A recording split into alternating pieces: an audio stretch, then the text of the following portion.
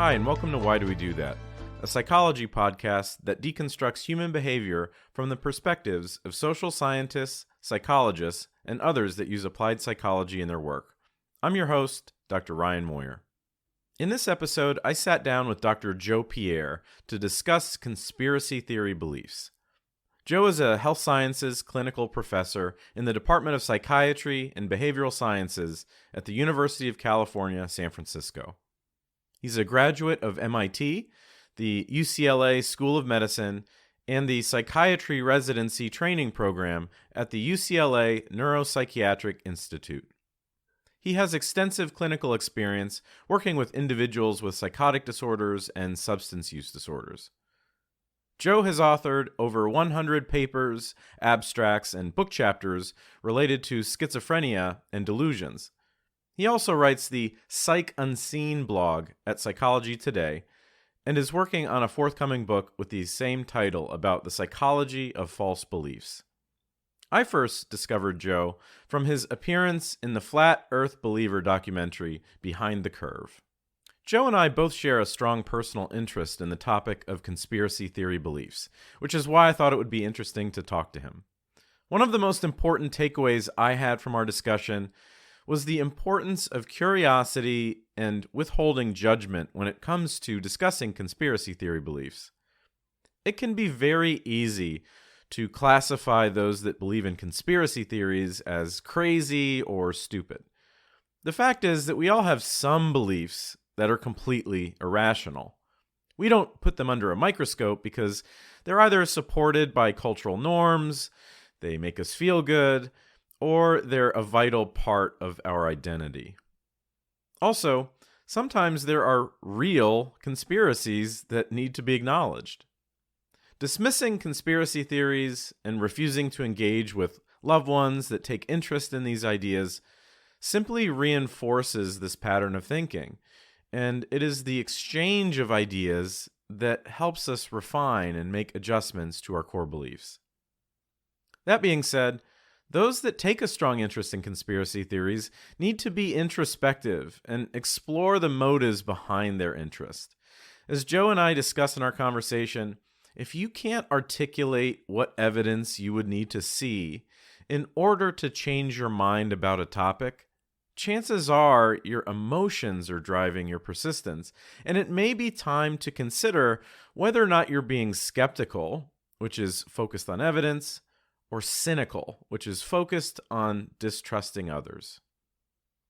Christmas is right around the corner, and if you're dreading having one of those conversations with your relatives about some of their kooky conspiracy theories, take some notes from this episode and see if it helps you more effectively engage with them.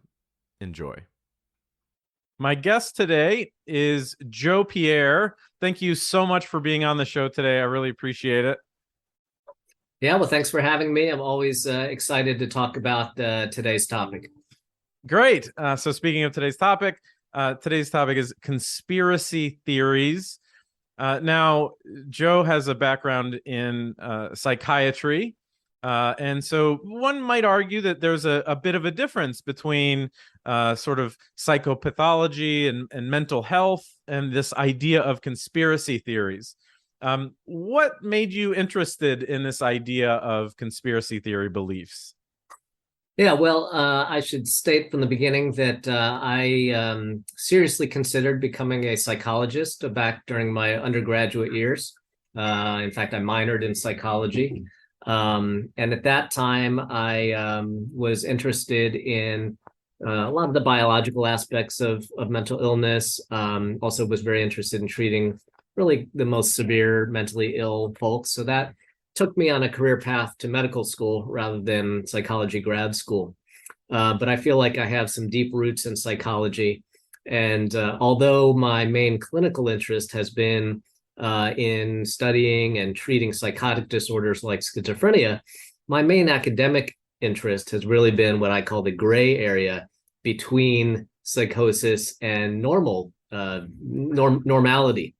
And so there's no better and certainly no more timely example than conspiracy theories as something that is sort of reminiscent of delusions, we might put them into a larger category of delusion-like beliefs.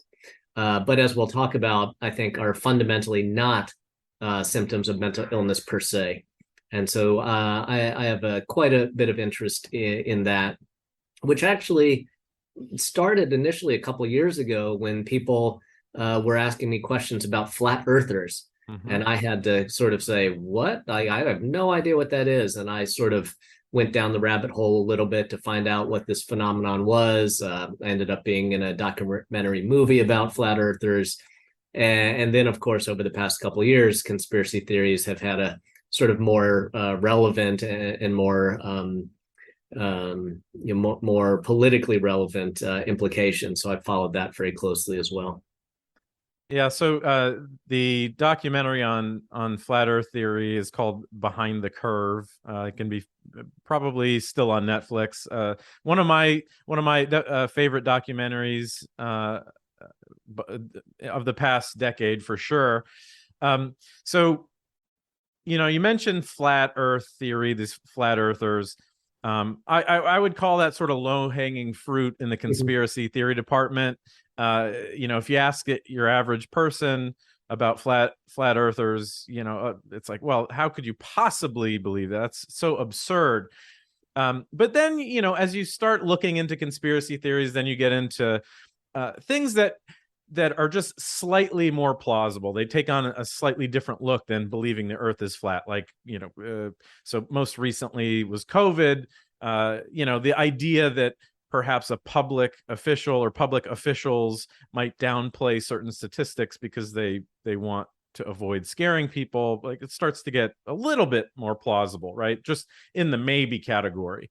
Yeah.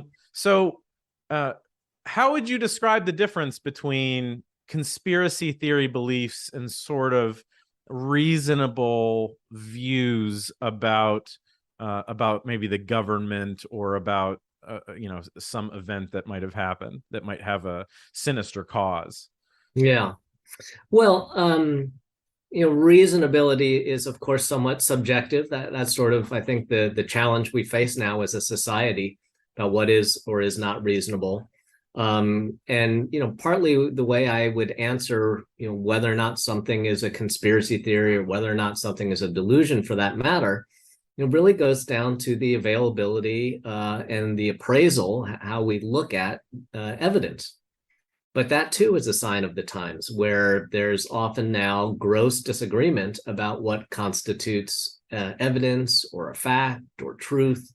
And again, I sort of started off looking into this with flat earthers, which on the one hand, it's sort of a relatively inconsequential belief. On the other hand, what's so interesting about flat earthers is, it really flies in the face of something that seems like the most basic of science facts, something we all learn about, in grade school, if not before.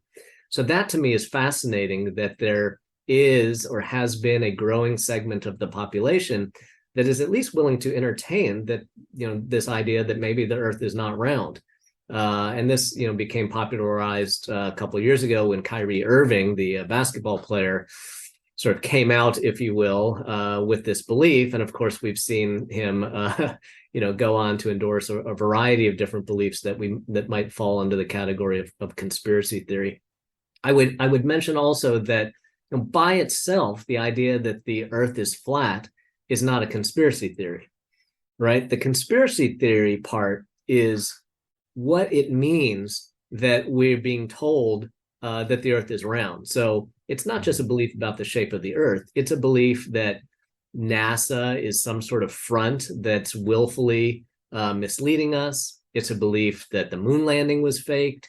And it's not just about NASA or the US. It's a belief that requires the idea that every country on the planet with a space program is conspiring, there's the conspiracy word, to dupe the public. And to what end, God only knows. Mm-hmm. So I do think the flat earth phenomenon is a interesting place to begin. That said, as I said before, I think in recent years, and kind of to go back to your question, what we're really seeing is a shift towards conspiracy beliefs that are really more consequential. Believing that the earth is flat, probably at the end of the day, not really going to impact you. Right. But believing that vaccines aren't effective, believing that COVID-19 is caused by, 5G networks, that obviously has resulted in some very palpable consequences, in the world that we live in today. And I'll mention, just as a final note in my long-winded answer, that conspiracy theories are also have a long history of being used for political ends. So it's sort of impossible not to look at the sort of political science aspect of conspiracy theories, which I think is also very, very relevant today. You've written about the role of mistrust as well as misinformation, and how that can contribute to the momentum of conspiracy theories, and sort of what makes them attractive, or perhaps what differentiates them from just people objectively evaluating evidence. Could you talk a little bit about those concepts and how they might fit in? Yeah, so I think in the research that I've done with conspiracy theories, and the work I've read from leaders in research in this field, a lot of it over the past decade has been devoted to trying to figure out, like, what are the psychological quirks that are associated with people who believe in conspiracy theories. And we can get into what some of those things are. But at the same time, I think it's really important to recognize that consistently in polls, it has been shown that roughly half, if not over 50% of the population, not only here in the US, but around the world, certainly countries in Europe, believe in at least one conspiracy theory. Mm-hmm. So very clearly, belief in conspiracy theories is normal. And again, I don't think we should take it as a sign of mental illness. And so, although there are some psychological quirks and things like cognitive biases that are associated with conspiracy theory belief, I think we need a way to understand conspiracy theories that sort of humanizes and normalizes them. And so that's where, for me, mistrust and misinformation come in. So the way I like to explain conspiracy theory beliefs is that they're really grounded in a fundamental mistrust. In academia, we might call this epistemic mistrust. So specifically, mistrust in the information that's out there in the world, mistrust of authoritative sources of information. Right. And once that kind of trust is eroded, then we become vulnerable to all of the misinformation that's out there in the world today. Certainly, the internet hasn't helped that, but the internet isn't the only place where misinformation abounds. And so if you don't trust authoritative sources of information, if you don't trust expertise, then suddenly you become vulnerable to believing, all manner of things, including things like that the earth is flat. Mm-hmm. Yeah, it's what's also, speaking of mistrust, what's kind of interesting about that concept is that sometimes if you're having a conversation with someone and they're talking about a specific conspiracy theory, some sort of based around distrust of the government, sometimes you see just inconsistency in the skepticism. So someone will express a lot of distrust about the government, but almost no skepticism and distrust about their resources, right? The figures that they're looking to, that provide the websites that provide some color into the movement. So if it's Flat Earth, for example, if it's a podcast, Alex Jones, a very popular conspiracy theorist, you don't see the distrust there. I'm curious as to why you think that is. Well, I think it goes back to this fundamental idea of trust. So when we talk about mistrust, it's not that people don't trust anybody. And I would sort of, surmise that there is a general tendency for human beings to sort of need, if you will, to place their trust in somebody. So when I talk about mistrust, I'm really specifically talking about mistrust of authoritative sources of information. And let's be clear, sometimes that mistrust is rational and well placed. So I think we have to understand that there's many different pathways to mistrust of those authoritative sources of information. Sometimes that mistrust is earned. And of course, people who believe in conspiracy theories tell us that, the CIA, had COINTELPRO. There's certainly historical examples where so-called conspiracy theories were actual real-life conspiracy theories. A great example of that with a sort of cultural angle is that conspiracy theories related to HIV and AIDS, such as the belief that the virus was created by the US government and intentionally disseminated among minority populations. Those kinds of beliefs are overrepresented among African Americans.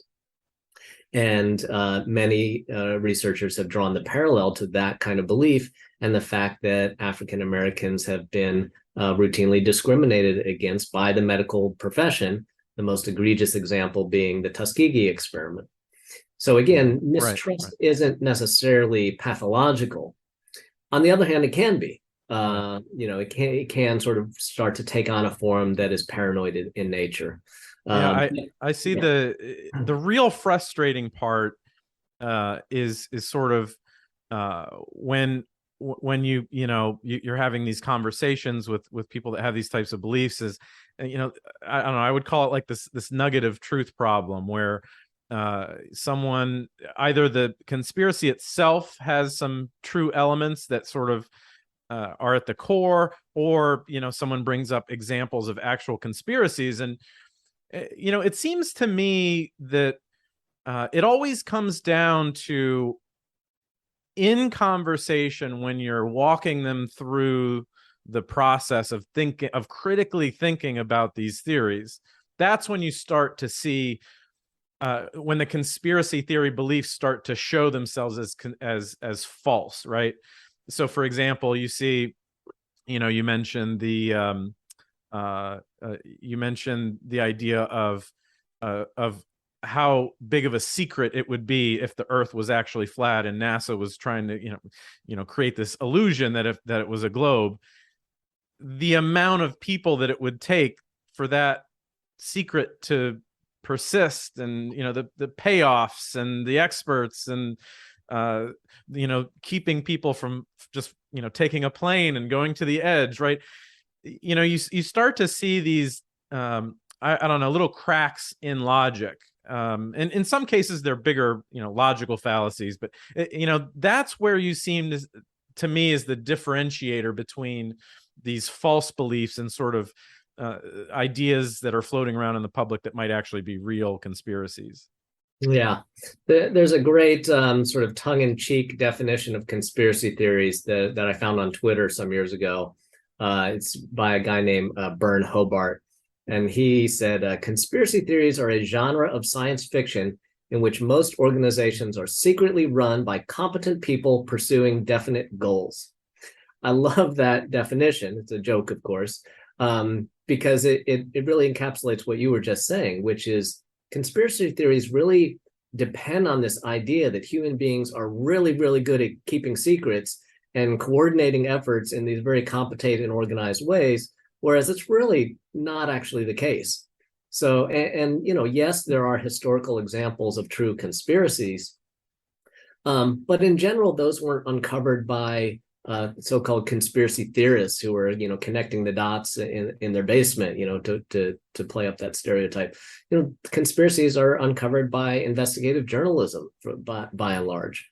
So this idea that that conspiracy theorists, I don't actually like that word, but the idea that conspiracy theorists are piecing together these puzzles. If you really start to analyze what kind of evidence they're looking at, things very rapidly fall apart. But again, we live in the society now where it's really not about the evidence.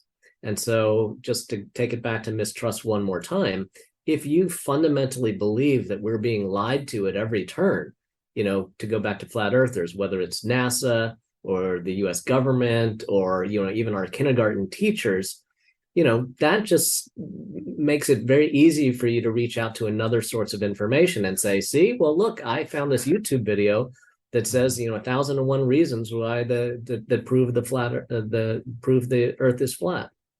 So that's really the challenge that we're talking about, and why that misinformation piece is so important in conjunction with mistrust. Yeah. Yeah, a lot of the conversations I have, another sort of telling feature of conspiracy theory beliefs are, if when you start going, establishing sort of, well, what would we need to see for this theory to be proven wrong? This idea of falsifiability. It's something that is almost universally missing from conversations I have with conspiracy theorists. So, I'm, as someone who is sort of trying to be open to evidence, what evidence do I need to see that, COVID, for example, started in a lab? Well, maybe there's some people that will go on the record that say that they were studying this, or we have some evidence that of which lab and sort of what other compounds were there, right? I can, a lot of people can articulate what they would need to see in order for their opinion to change. What I've found is that in conversations about conspiracy theories, you said, you talk about mistrust. It's every resource that I'm bringing up points about is, well, that's part of the conspiracy. Yeah. And it's the endlessness seems like a very poignant feature in the conversations.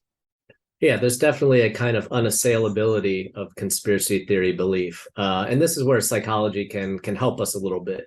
So I think that one, confirmation bias, which I think has become virtually a household word now, but just to redefine that, confirmation bias is a tendency that we all have, albeit in various degrees, to sift through the information that's out there and select the information, or if we're going to use an internet sort of metaphor, click on information that supports what we already believe or what we suspect to be true, and then to ignore or swipe past information that contradicts it.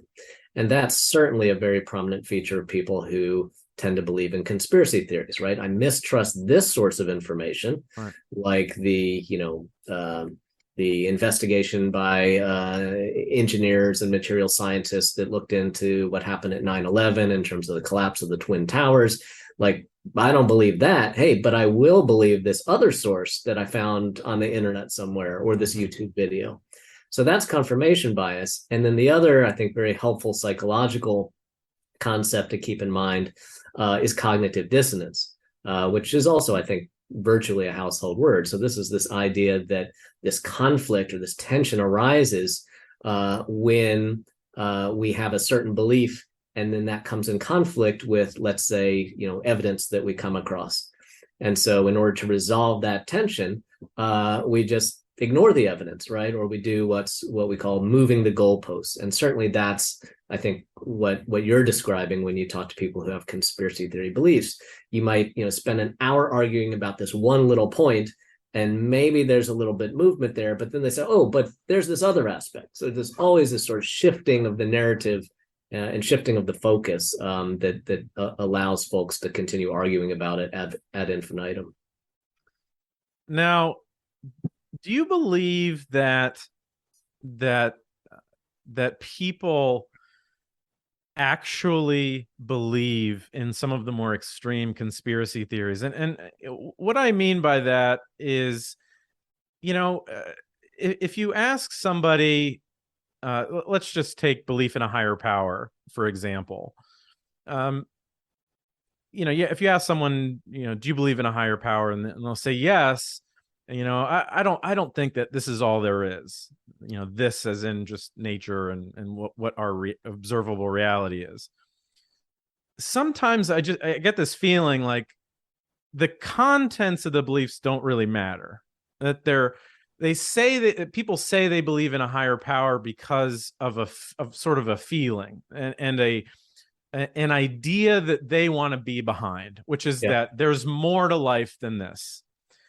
And when I hear that, I see someone that doesn't actually believe literally in a higher power. They just believe in this idea. It's sort of Daniel Dennett has talked a little bit about this phenomenon, believing in belief. I'm curious if you think that does conspiracy theory beliefs, do they fall in that same category?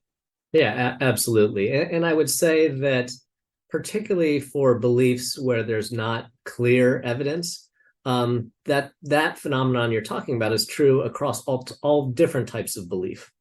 In fact, I often use a religious analogy and talk about, Christianity, belief in the Bible. There's a whole spectrum of what that might mean to say I'm a Christian or I believe in the Bible. And there's Bible literalists, and there's Bible figurativists, and there's people who belong to Bible study groups who, sit around every weekend and, talk about what the meaning of Bible passages are. So that kind of same diversity of the specificity of belief and also the degree of conviction is absolutely something that we see in conspiracy theory believers. And even Kyrie Irving, when he was confronted after he first said that he might believe the earth is flat, and actually what happened was elementary school teachers across the country really kind of revolted and said, look, you're setting back the education of these kids.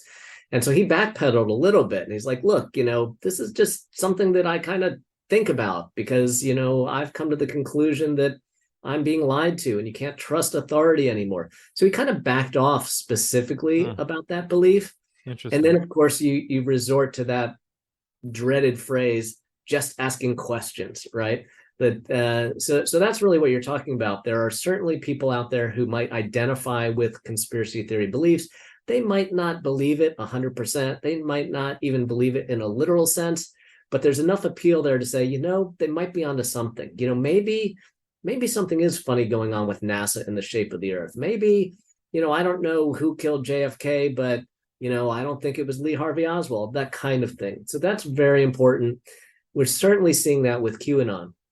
There have been polls in recent years where, something like 20-30% of poll respondents might sort of loosely identify as saying, yes, I believe some of the dogma behind QAnon. But then on further questioning, it'll become clear that the respondents aren't even really sure what the specific aspects of dogma are. Like, are there really, satanic pedophiles who are harvesting adrenochrome from children? Some of the respondents are like, oh, well, I didn't know that was a thing, but yeah, I kind of believe, So that phenomenon of sort of loose belief. And again, when we start talking about politics, it's really about affiliation also. It's like I'm sort of siding with this camp that is sort of, counterculture or counter authority, and I'm with them regardless of whether or not I believe this specific thing. Yeah, so let's talk a little bit more about the who behind conspiracy theory beliefs, because there's a ton of focus on the personality traits, the characteristics of people that sort of are more likely to be involved in these movements. I know that there's some data suggesting that that there's that people that believe in conspiracy theories are more likely to believe in all of them versus just a couple. And again, that's sort of one of those red flags. If you were authentic, if it's just about the evidence, you would predict that you might believe in that the JFK was killed by the government, but the 9/11 stuff, well, that's bunk, or the flat Earth stuff, that's bunk. But there's some data showing that they're related, that if you believe in one, you're more likely to believe in others. Again, Yep. kind of getting to that identity piece. Could you talk a little bit about what we know about the who behind these types of beliefs? Yeah, for sure. So that is certainly a finding from research that is often discussed and cited, this idea that belief in one conspiracy theory predicts belief in another conspiracy theory. And very interestingly, some research has shown that that's even true sometimes with contradictory conspiracy theories. So even though they're logically not consistent, might even contradict each other, that there's still a greater likelihood that one will believe. Mm-hmm. What's interesting there, though, is that I think we have to be a little bit careful and understand that despite what I just said about contradiction, there are belief in specific kind of themes of conspiracy theories that tend to cluster together. So the place where this is sort of most apparent now is when we talk about motivated reasoning along political parties or partisan differences. So that while it is true that in general, belief in one conspiracy theory predicts belief in another, it's not true when those beliefs cross party lines, if you will. So, Right. There might be examples of, being a birther, right? You believe that, President Obama wasn't born here in the US, et cetera, et cetera. Well, the person who believes that conspiracy theory, of course, is more likely to be conservative, right-wing, Republican, however you want to phrase it. But that person is not then going to be likely to endorse a belief, for example, that Donald Trump is in cahoots with President Putin, in terms of Russiagate. So there are limits to that sort of generalizability of conspiracy theory belief.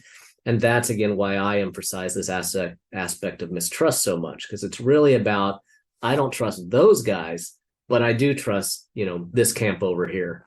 And that goes back to what you said about this interesting conundrum where, for example, conspiracy theory believers will often say things like, follow the money, which, that's often very good advice, except that they often don't take time to consider, well, who's funding the YouTube videos or the beliefs out there that are conspiratorial in nature. The anti-vaccine movement is probably the best example of that. Or even it's probably one of my favorite YouTube videos on conspiracy theories, which is does the conspiracy theory affect rich people? Common one. A common conspiracy is the chemtrails, right? Someone is the exhaust from planes, the water vapor coming off of planes. It's not just water vapor; there's chemicals in it, and which is interesting because those planes fly over all types of neighborhoods, and so if that's the case, like, where are the people that are funding this operation? Do they live in the neighborhoods? Do they rich people have to live below these planes too? So it would be kind of far-fetched to think that you would be engaging in this master plan that affects literally everyone. It's not a surgical strike. It is just gas that you're putting into the atmosphere.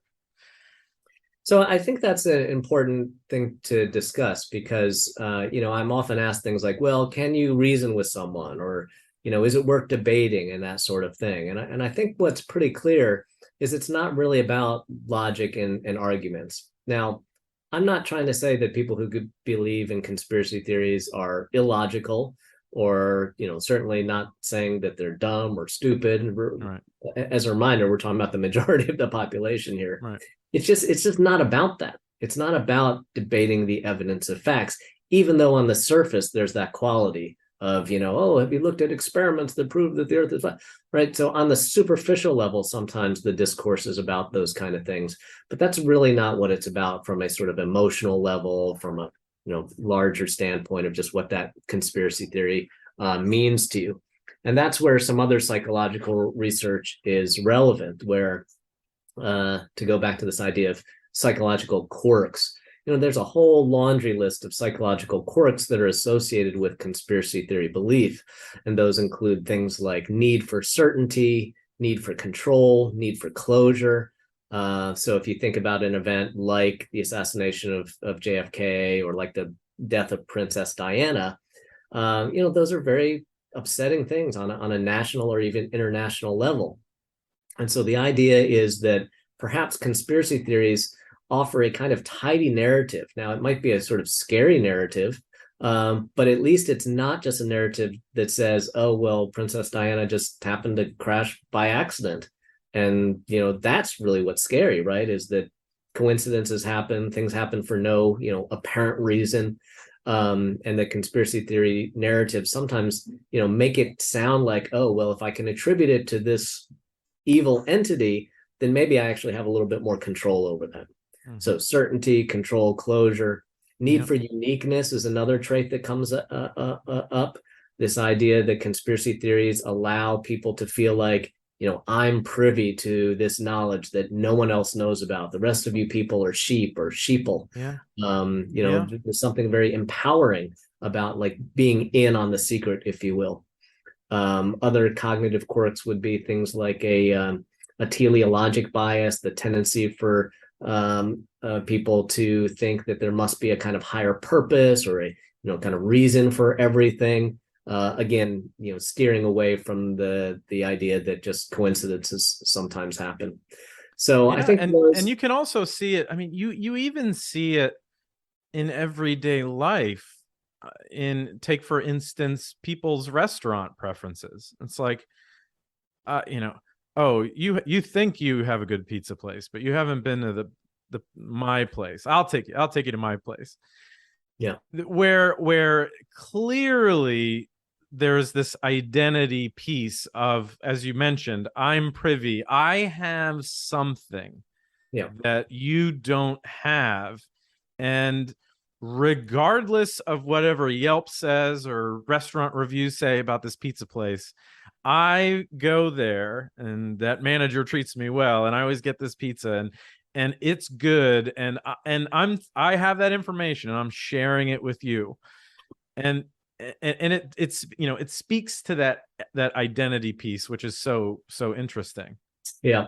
And if we shift and we talk more about misinformation, I sometimes use this phrase, the misinformation or the disinformation food chain. So one of the things that I sort of was made more aware of when I participated in the documentary about flat earthers was that there are certain people in that movement who really attained a sort of celebrity status by virtue of the fact that they were talking about these things. They're making YouTube videos. There's many examples of people who have literally made millions of dollars off of online videos, YouTube videos, that kind of thing. So it even goes beyond the need for uniqueness and like I feel special to sometimes these are people sort of at the top of the disinformation food chain who are literally their livelihood is they're having financial success because of embrace of these kind of theories. We see that in the QAnon movement. There are people who have websites that are promoting QAnon theories, but also selling T-shirts and sweatshirts and baseball caps and that kind of thing. Or for that matter, Alex Jones, great example, right? I mean, despite his multi-million-dollar lawsuit that ruled against him, he's amassed quite a fortune there from peddling conspiracy theories and also, of course, from selling vitamin supplements. There's often a sort of curious link between conspiracy theory belief and taking megavitamins for whatever reason. But yeah, so I think when we think about this disinformation food chain, there are a lot of people in that food chain that are really having very tangible profit from conspiracy theory belief. And then if we talk about politics, sometimes the profit isn't just financial, it's a question of political power. So very clearly we know, going back millennia, that conspiracy theory beliefs can act in the service of political machinations. So we seem to be on the same page that the identity piece as a motivator of conspiracy theory beliefs is impossible to detach from the conversation.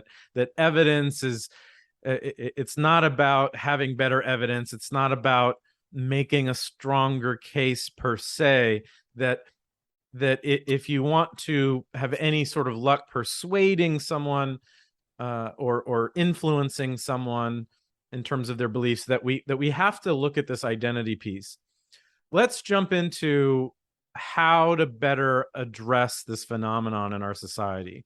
What are some things that we need to practically consider if we want people to think more critically and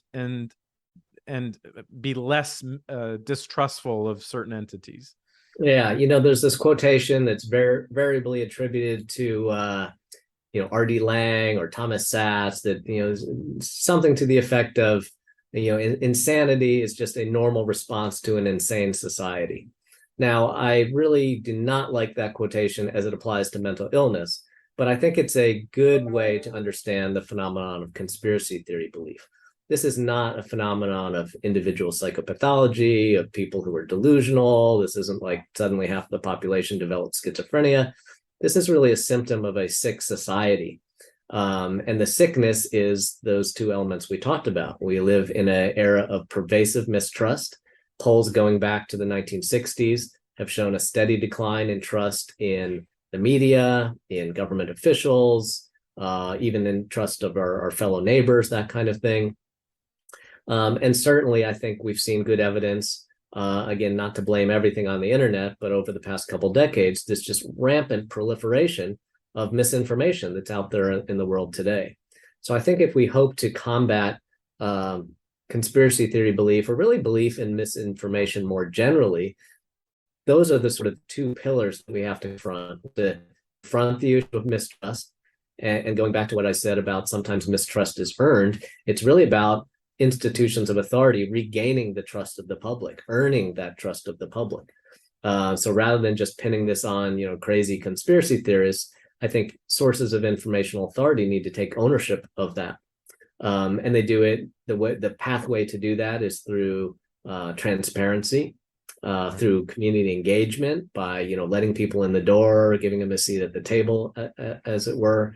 And entities like the CDC or the World Health Organization during the pandemic are good examples of that, where I think there were some breakdowns in the way that they gave information to people, and lost the trust of the public in some cases. Mm-hmm. So I think part of the solution is to regain trust.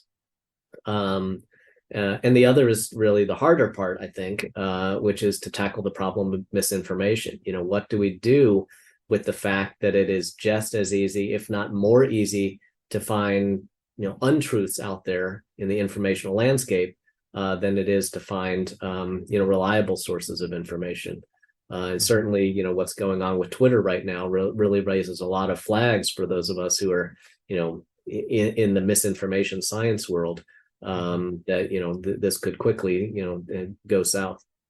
Yeah, I'm also nervous about our ability to better teach critical thinking, because it may or may not address the issue, right? So if we look at misinformation, you could address it top down in the sense that our media and government institutions that are designed to distribute information, they have to be more transparent.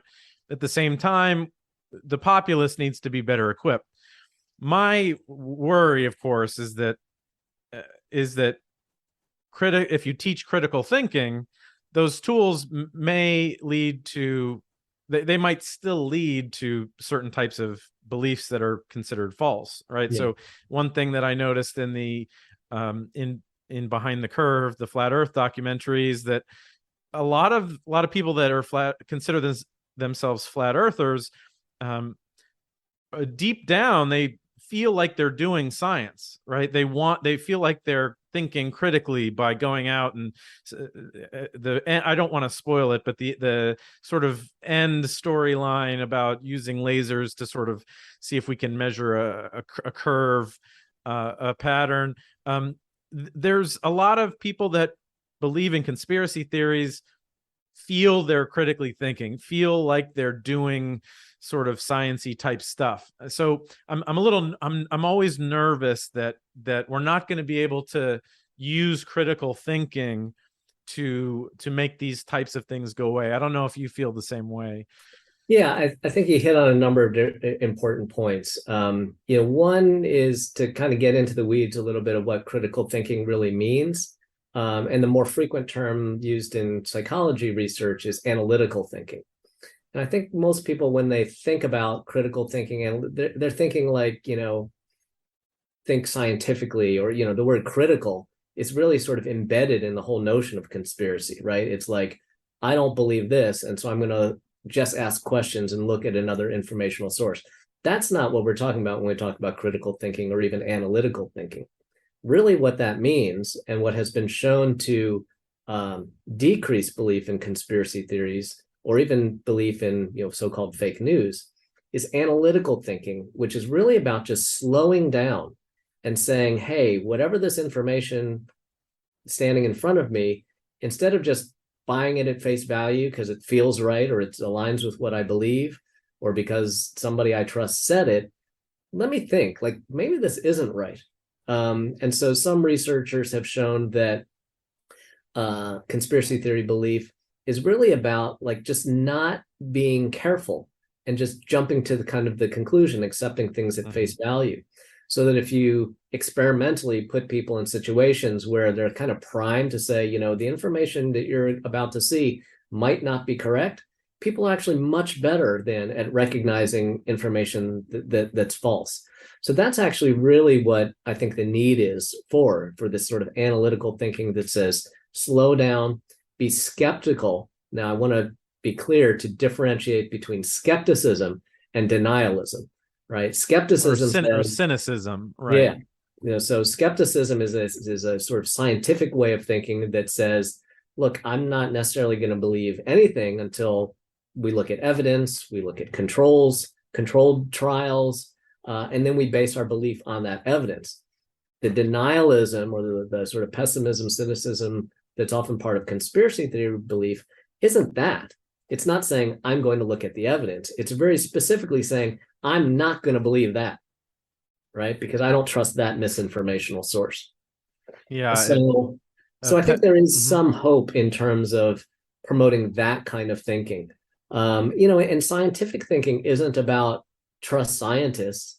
It's about this process of, really letting the data and the evidence guide belief rather than the other way around. And that's just simply not an intuitive way that human beings think. We intuitively think in the opposite direction, where we have our, suspicions, our hunches, our opinions, our feelings. And then, as I said, through confirmation bias, we just use the evidence to strengthen those things. Yeah, I believe it was Penn Jillette that differentiated skepticism and cynicism, where skepticism is all about evidence and expressing doubt about evidence and critically thinking about evidence. Cynicism is all about the motives of people. And that is there's a huge difference there between being skeptical of evidence and skeptical of someone's motives. Yeah. It's very hard to assess motives, and especially when it comes to conspiracy theories, you see a lot of negativity. Well, it's like, oh, they know what they're doing. Adam Carolla would call it stupid or liar, right? You could explain someone that's wrong about something as they were just incorrect or misinformed, or they had an agenda, or they were doing it on purpose and they're lying. Yeah. So to wrap up, I would imagine a lot of listeners they know someone in their life that is very interested in conspiracy theories. Could you put together a toolkit for these one-on-one relationships that could help people that want to engage their friends, their family members that hold these beliefs in a more effective way? Yeah, so I've gotten a lot of inquiries about that over the past couple of years, particularly sort of at the height of the pandemic and at the height of the QAnon's popularity. So my answer sort of depends on the context. I think if you're sort of stereotypically talking about a friend or family member or loved one who's sort of gone down the proverbial rabbit hole, and now all they want to do is talk about QAnon or something like that. Honestly, my recommendation is really not to engage on that specific topic. I'm not suggesting that one should disengage. On the contrary, I think the most helpful thing for that person is to kind of remain in contact as like, I care about you, or I love you, or, I have an interest in continuing this friendship. But you know what? Let's go whatever, to a ball game Right. and not talk about that. Let's just chill and talk about like that. I think is more helpful than anything else. I think too often we get sucked into those conversations where the goal is like, I need to, basically attack this person's belief and get them to change, their conclusions. That I think is mainly fruitless for the reasons that I've talked about. And, even if you think about it from a psychological standpoint, you would think that something like cognitive behavioral therapy would be the ideal treatment for something like belief in conspiracy theories. And, it would be, except that we have to remember that people who are in cognitive behavioral therapy are there voluntarily because they're looking for help and they're open to like, maybe I'd like to look at things in a different vein. Right. And that's usually not what we're talking about when people say, well, what do I do with a friend? They're not trying to say, hey, can you sit down and debate this belief with me? They're trying to say, like, this is the truth, damn it. And, will you come down the rabbit hole with me? And I don't think those conversations are all that fruitful.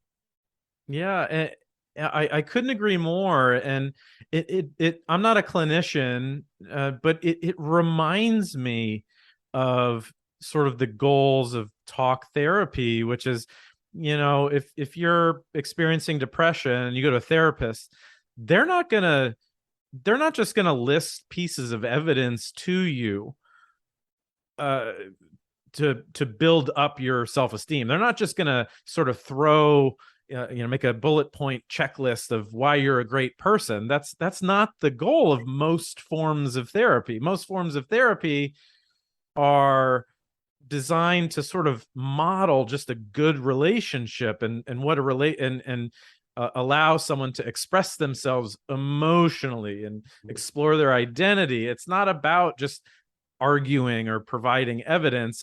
I'm curious if you think there's an overlap in the sense of sort of what a therapeutic goal would be versus a conversation with somebody. Yeah. Do you see those as similar? Well, I think there's a lot of overlap. Now I will say that cognitive behavioral therapy does really put a lot of emphasis on, looking at beliefs, looking at the evidence beliefs, sort of collaboratively, challenging those beliefs. But again, in order to get into the door and to engage in that, there has to be, what we in psychotherapy call a therapeutic alliance. There has to be this shared sense of, Right. we're going to both work on this. I trust you as my therapist. And again, that's not what we're talking about when we're talking about trying to engage with family members and that kind of thing. So for sure, the first goal is, be supportive, be somebody who, is going to be there for them. It's not going to just disappear because, they've gone down the rabbit hole. Right. And if you can maintain that contact, then there might actually be some room to start challenging beliefs. But you can't do it off the bat, and you certainly can't do it, online, on Facebook, on Twitter, or something like that.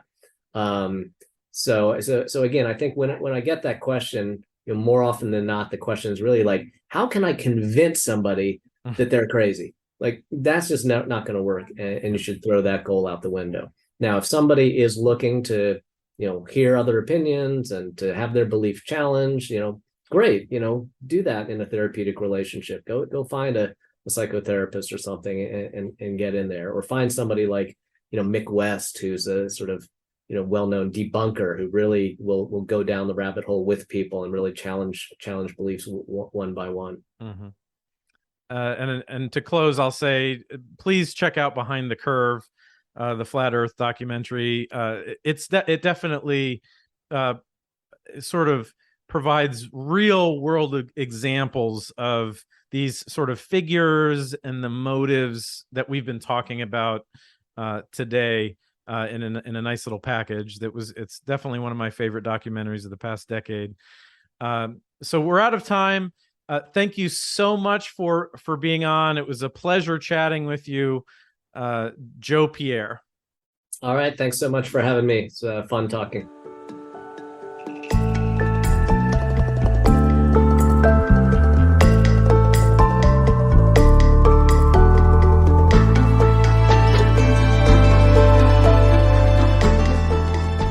For more on Joe, visit his website, drjoepierre.com. That's DRJOEPIERRE.com. You can also follow him on Twitter at Psych Unseen, or visit his blog, Psych Unseen, at psychologytoday.com. This is the final episode of 2022, so I wanted to thank all my listeners for supporting the show. I've got some new things in store for 2023, so be sure to stay tuned. If you enjoy this podcast, please share an episode with 2 of your friends. Follow the Why Do We Do That Facebook page for updates and additional content. Don't forget to rate and write a review on Apple Podcasts. Follow on Instagram at Why Do We Do That Podcast, or Twitter at WDWDTpod. As always, feel free to email me with comments or guest suggestions at whydowedothatpodcast@gmail.com. Until next time, this is Dr. Ryan Moyer, hoping you found some answers to the question, why do we do that?